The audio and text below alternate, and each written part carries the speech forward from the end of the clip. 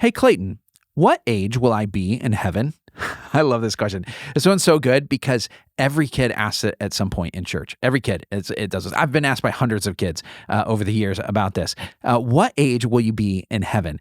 And the people offer different answers. They say, well, maybe it's my favorite age, right? Like I was this old. It was my age that I enjoyed the most. Or maybe it's the age when you die, right? Like you just kind of always that age, which gets a little weird if you think about it. Like this person was 20 when they died. That person's 80 when they died. They're always going to look that way, right? Or what about all the people who die when they're really young, right? Like babies or fetuses, right? Like children in the womb who die. They're not going to perpetually be fetuses in the new creation. So there must be something other than just the age when you die. Is it the age that Jesus died, right? Are we all going to be 33, right? I've heard some people say, well, what if it's that? Or maybe it's the ideal age, right? Whatever age is ideal for a human being to be, that's the age we're going to be all the time. The problem with that is, what's the ideal age, right? There are different things that are good about each age, age and stage of life, and each culture looks at different things and say, well, do we value wisdom? Do we value strength and vitality? What do we, which age along the spectrum do we say is the ideal age? That's going to be different by culture that you're talking about. And so what I think is worth imagining is saying, okay, let's not forget that heaven is eternal, right? That we're not talking about a 100-year lifespan. We're talking about an infinite lifespan. And that means ages are going to be a little different. Now, I know people are talking about what is my body going to look like, but I think it's worth thinking about this, okay? So when we're in heaven, okay, my daughter, I was 27 years old when my daughter was born, which means I'm always going to be 27 years older than her. But I've asked her, I said, okay, when we've been in heaven 1 billion years, and I'm you're 1 billion years old and I'm 1,027 years old. What do you think the difference between those ages feels like? Not a whole lot, right?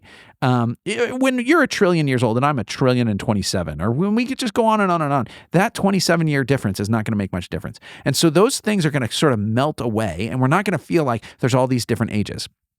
And I think we're also not going to feel either young or old.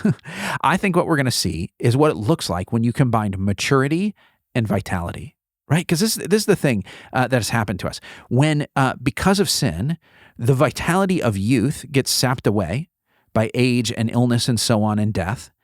But we also don't get to enjoy, like people talk about, like, wisdom is wasted on the old and health is wasted on the young, right? Like that idea. What would happen if you got to a place where you had both the maturity and greater maturity of age and the vitality of youth, and you put those things together, and what would it look like to be that sort of person? Or to say, let's use our imagination and say, what would it look like if human beings matured, they got to old age, they got to maturity, but their body didn't break down? What would that be like? What kind of beauty would you see in that?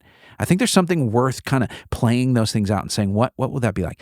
But the truth is, the Bible doesn't tell us what age we're going to be in heaven. It doesn't say this is exactly what your body's going to be like. What we know is there will be no sickness or suffering or death or crying anymore, and we will enjoy whatever it is. A good book I recommend for questions like this is a book called Heaven by Randy Alcorn. Really good on these things. There's actually a book called Heaven for Kids. It's kind of an adaptation of his stuff by Randy Alcorn. I've given that to little kids before who have had questions like this. It's worth your time checking it out. Thanks for listening. If you've got your own questions, email questions@BibleSavvy.com. Like and subscribe to catch our regular episodes every Monday on the Bible Savvy Podcast.